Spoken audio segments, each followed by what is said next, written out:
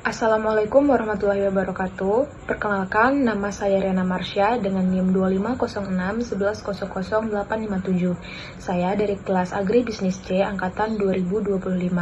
Di sini saya akan menjelaskan materi terkait involusi pertanian dan kemiskinan pedesaan untuk memenuhi tugas kuliah dengan matkul Sosiologi Pertanian dan Pedesaan. Nah, teman-teman, latar belakang dari materi ini adalah pertanian di Indonesia itu masih didominasi oleh petani kecil dengan keterbatasan lahan dan juga modal.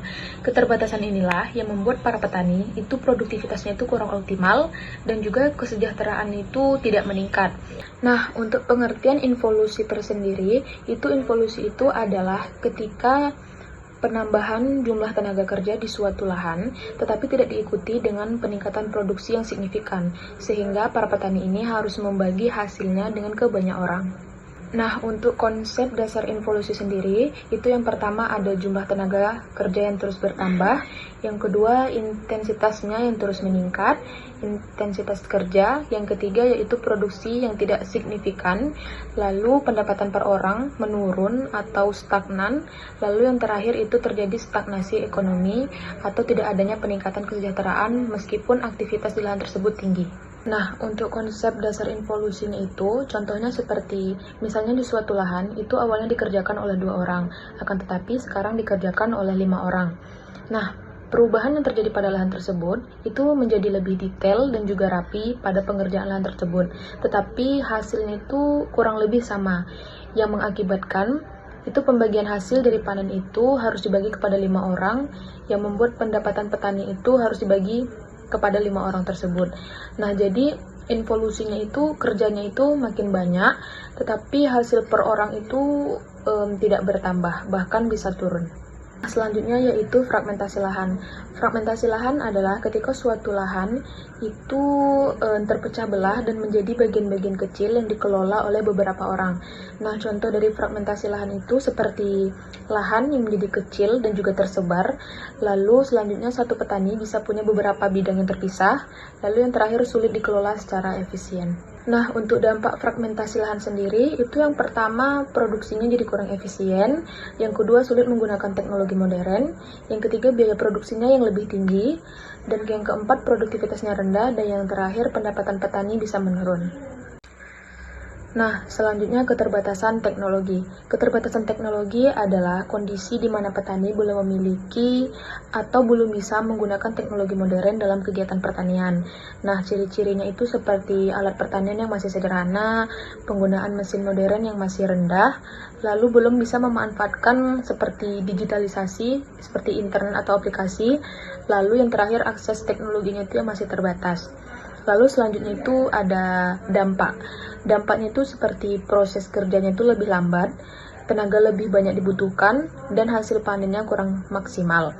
Lalu penyebabnya itu seperti biaya alat modern yang mahal, kurangnya pengetahuan teknologi, dan infrastruktur yang belum mendukung seperti internet atau listrik. Untuk dampak involusi sendiri terhadap ekonomi itu ada beberapa contoh, misalnya seperti pendapatan petani yang rendah, yang kedua produksinya yang tidak berkembang, lalu kesejahteraan petaninya yang masih rendah, tidak ada peningkatan ekonomi, serta kemiskinan yang berlanjut. Jadi, produksi yang tidak meningkat itu membuat pendapatan petani tetap rendah, sehingga sulit keluar dari kemiskinan. Nah, lalu selanjutnya ada kesejahteraan petani. Nah, yang dimaksud dengan kesejahteraan petani ini adalah ketika petani itu sudah bekerja secara intensif atau terus-menerus, akan tetapi pendapatan yang didapatkan itu masih tetap sama aja atau bahkan bisa menurun, sehingga mereka tidak bisa keluar dari jalur kemiskinannya. Nah, dampak dari kesejahteraan petani ini itu ada dampak negatifnya. Contohnya itu seperti kesejahteraan petani itu yang masih rendah, sulit memenuhi kebutuhan sehari-hari, risiko kemiskinan tinggi, kerja keras tidak berbanding hasil, lalu pendapatan yang tidak stabil. Nah, contohnya itu seperti Pak Budi adalah petani padi, tetapi setiap hari dia harus bekerja dari pagi hingga sore, dan saat panen hasilnya tidak banyak, dan bahkan harga gabah itu bisa turun. Akibatnya penghasilan dia tidak cukup untuk memenuhi kebutuhan sehari-harinya. Lalu selanjutnya ada faktor sosial. Faktor sosial itu maksudnya ketika terlalu banyak orang yang bekerja di suatu lahan, sehingga setiap orang itu tidak bisa bekerja secara maksimal dan hasilnya menjadi tidak efektif.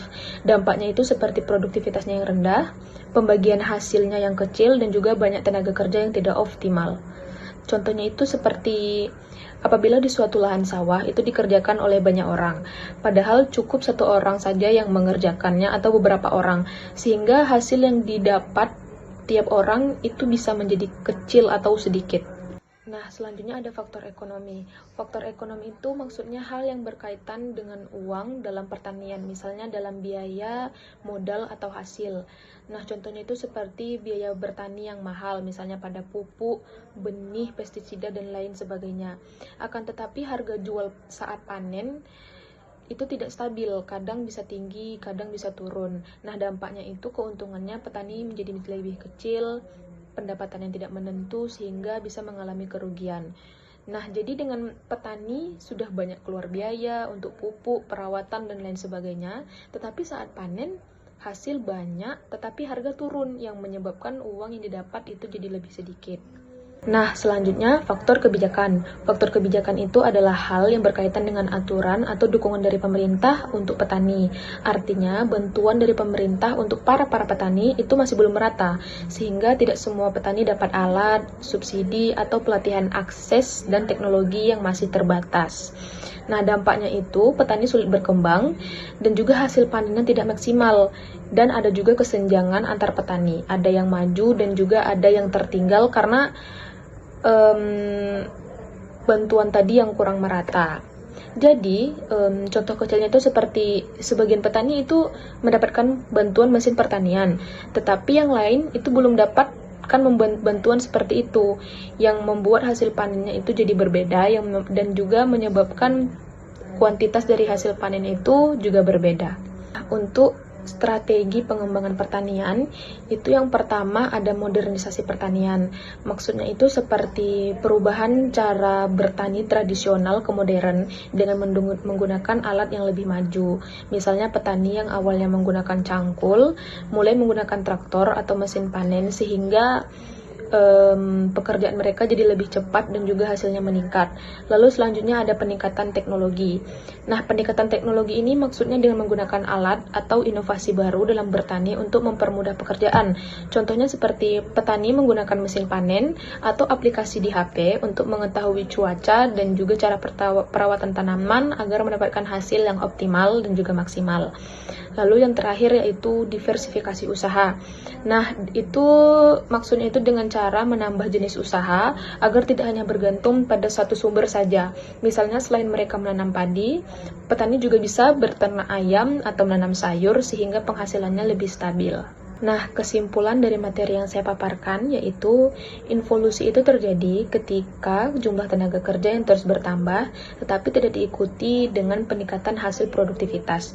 Sehingga apabila saat panen, petani harus membagi hasil panennya kepada beberapa orang dan itu membuat kesejahteraan petani itu masih tetap rendah dan mereka sulit untuk keluar dari kemiskinannya. Jadi kondisi ini juga dipengaruhi oleh keterbatasan lahan, penggunaan teknologi, serta dukungan dari pemerintah yang belum optimal. Oleh karena itu, diperlukan upaya perbaikan seperti modernisasi pertanian, diversifikasi usaha, dan juga pemanfaatan teknologi agar produktivitas serta kesejahteraan petani bisa meningkat. Sekian materi yang bisa saya sampaikan. Apabila terdapat kekurangan atau kesalahan, saya mohon maaf. Saya akhiri. Wassalamualaikum warahmatullahi wabarakatuh.